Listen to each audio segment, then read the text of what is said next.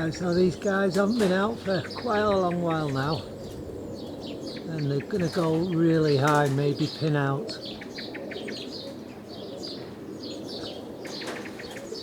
They're right again.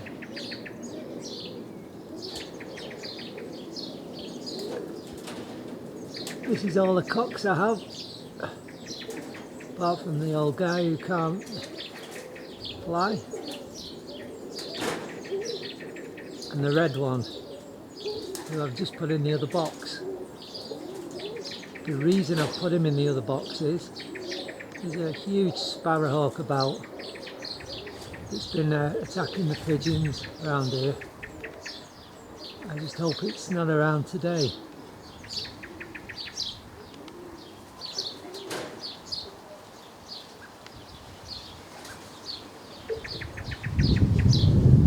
It's a bit windy today, but it's not so windy that I can't get them out flying.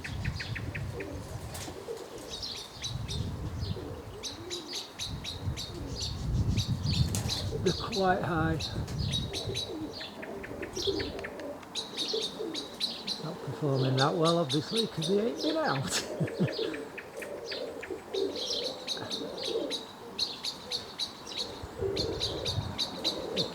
They're not kissing well either. They tend to do this, they're just a pain in the neck, pigeons, if you don't get them out. Roller pigeons anyway. If they're out regular, you know, they kiss up great usually. But these are just breaking apart. They don't really want to fly because they've got lazy. They're all over the bloody sky. They're very high, as I say, difficult to follow. Get zoomed in, but it's difficult filming on right on zoom.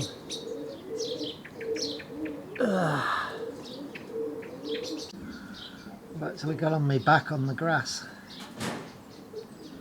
They're so high, the camera's at the extent of zoom. You're not going to be able to see them doing anything really.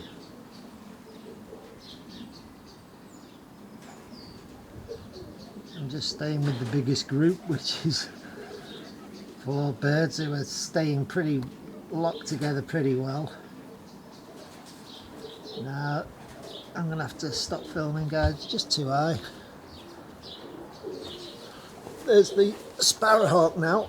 Right, let's see if we can get it. It's going to go into them now. They've seen it, that's why they've gone miles high now. You see it there?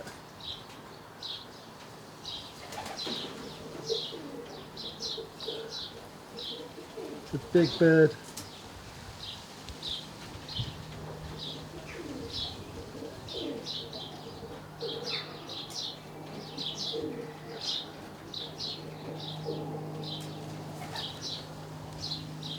Going into him now. Yeah, it's chasing one, you see it? I don't know if I got it on camera or not. I don't know if I got that on camera.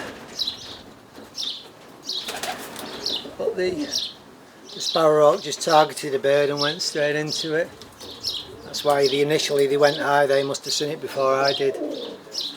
I just last saw the sparrowhawk going off into the sun, but it's very bright. I just can't see where it's gone now. They've gone high to try and get above it. They're so high I can't see them now. It's a pretty clear sky today, so there's no cloud. They've disappeared into the ether. To see how many are left when we come down. Hopefully we'll get them all in. Right, as you probably guessed, this is an update on my pigeons, and what I'm going to do, I'm about to pair my birds up, so I'm going to set up the breeding box for them. I'm going to put 2 pairs together, my best 4 birds, and I'm going to do a weekly video on update and giving you some help and advice if I can on breeding, and we'll film the birds every week and just show you the progress, see what's happening.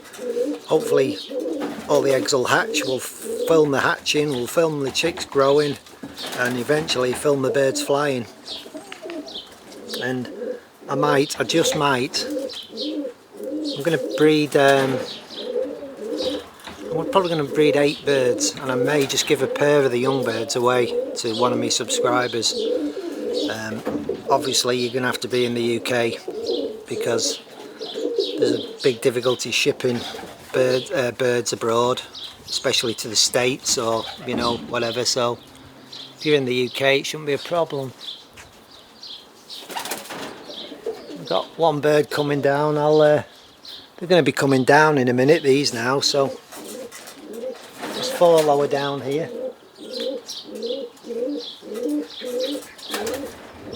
And there's 5 higher up. So I'll set the camera up, watch them land, and then we'll sort out this breeding box. I'll show you how I set it up.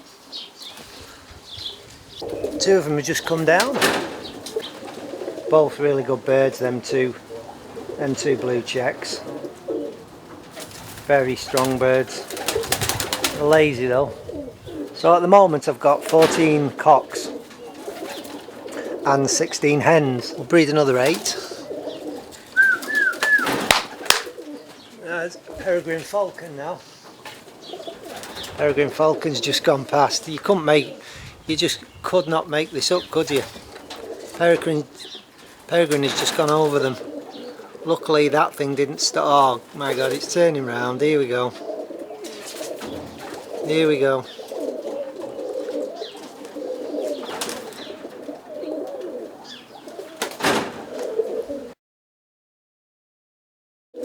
So that was the peregrine. Peregrine turned up, went into them, missed the first time, big circle and came back. They got higher. The peregrines like them when they're higher. My mate Rob, a couple of doors away, he wants to get his rollers out as well. Oh, he just rung me. He saw the peregrine going into them. Come on. Come on. I think I'll get the feed trays out, because that usually, you see them, that usually encourages them.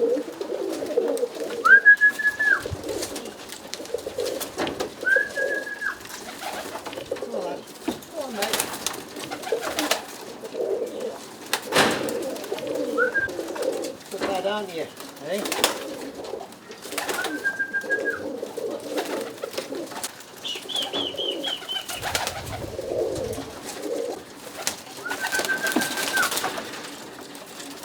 Come on, lad.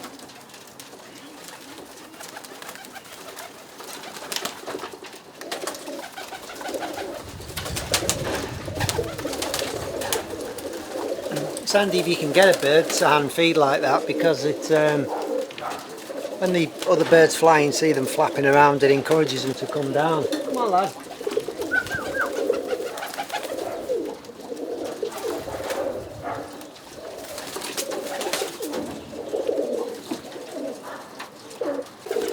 Of course, they're spooked now, really spooked, so anything they see in the sky, and they keep going back up. It's a damn nuisance. Come on! Just going to say actually that 2 birds flying around ain't as much of a target to predators like hawks, but when you've got a kit of 20 birds, it's a big target for a hawk or any kind of falcon.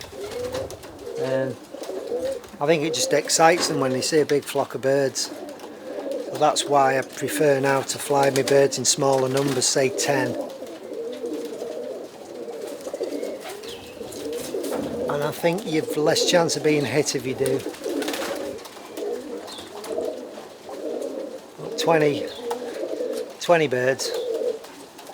When you see 20 birds flying, it's a big group, and when 20 birds split, they're all over the sky. And sure, a hawk seeing that gets really excited, like a fox in the chicken house. They're not really high enough for a peregrine now. They keep down about 2-3 times the height of the houses. They're pretty safe. It's just when they go up, that's when the peregrines will hit them, when they go up high. So I'm just going to feed the hens now, because they're not going out. This is what they're having. It's the feeding trays. They're getting roughly just slightly under like a baked bean tin full of wheat.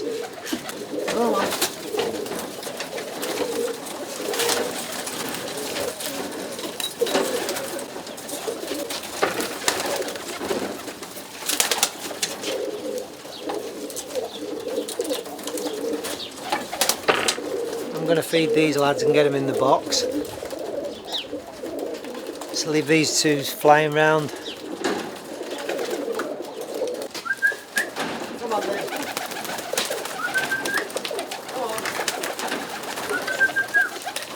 Come on boys. Come on. Before I pair these birds up, I'm just going to give them some ivermectin.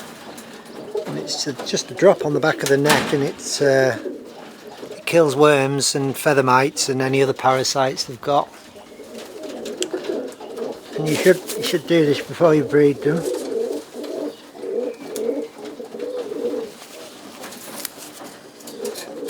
And this is how I do it. You just put a drop of skin, a drop on the skin at the back of the neck.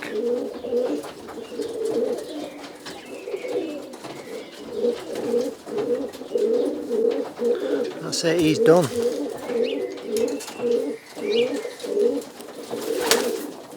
They haven't got any feather mites, these birds. You can usually see them, little grey flecks in the feathers. They're a bit tatty, the cocks, because they've been in that box, locked in that box together, all arguing and fighting. I'll just put him in here.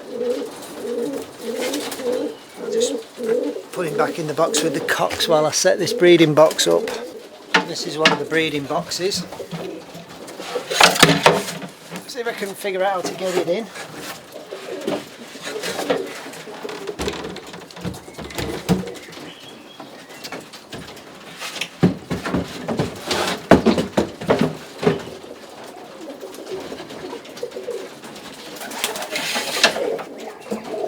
Get another one.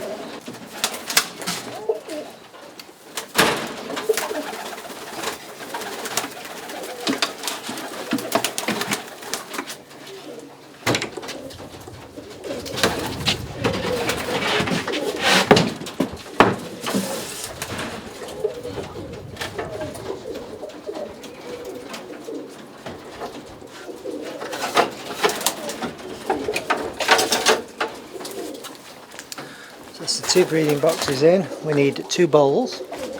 Now I have this powder I also put in. You see that?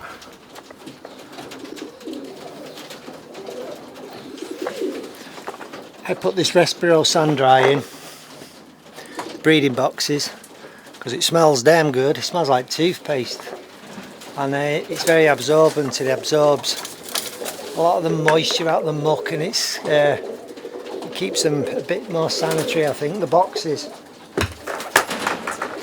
And I put it into this little shaker,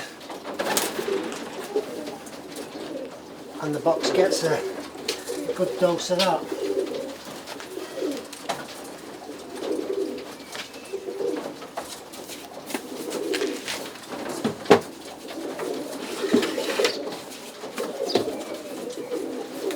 You get pretty mucky, these little breeding boxes. The bird's been locked in a lot. I also put some shavings in as well.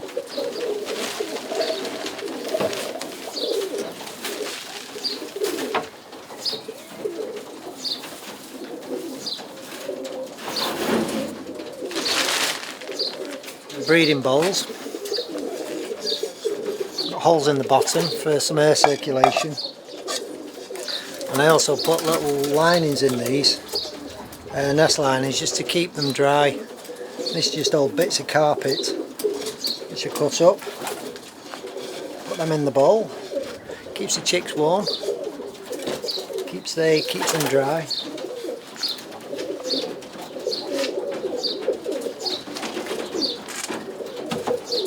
You can also get these felt pads, which are quite good as well. put a bit of that respo in the bottom of the bowl as well. Keeps it dry and a bit disinfected. The next pan in.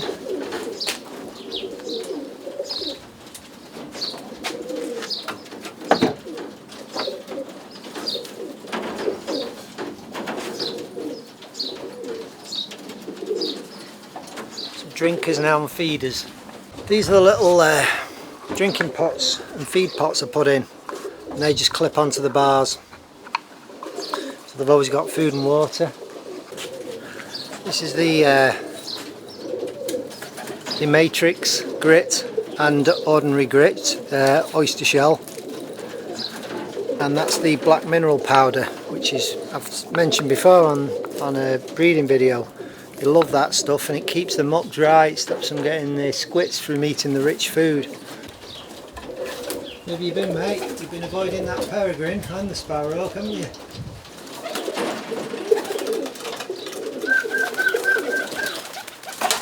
Come on.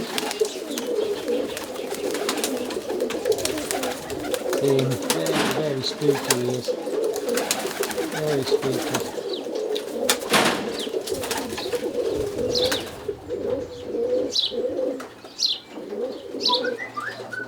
So hopefully that hawk's gone. Sparrow and the peregrine are both gone. Just leave them in peace, let them have a fly.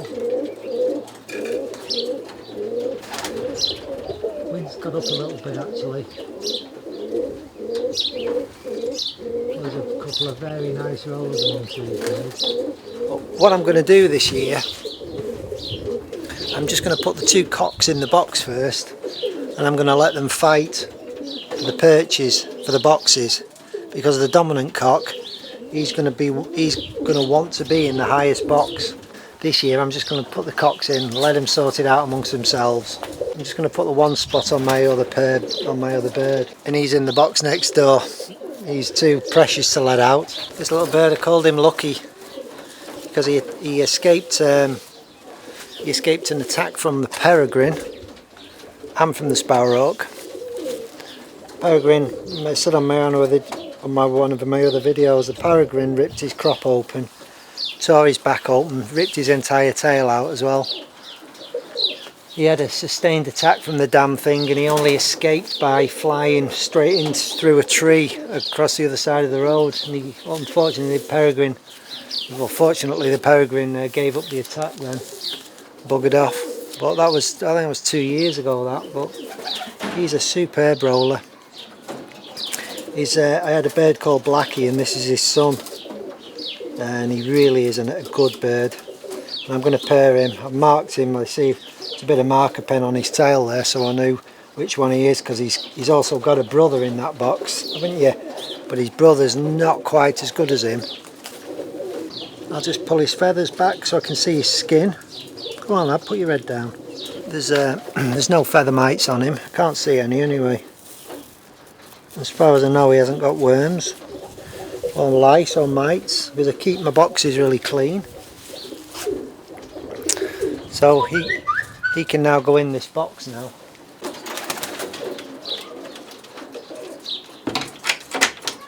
We'll put the red cock in as well. I'll be back in a couple of days, and what I'll do is I'll put the hens in. I'm just going to put some of that one spot treatment on the two hens now that are going in. Little Squeak, I call her. I showed her on my last video. She's going in.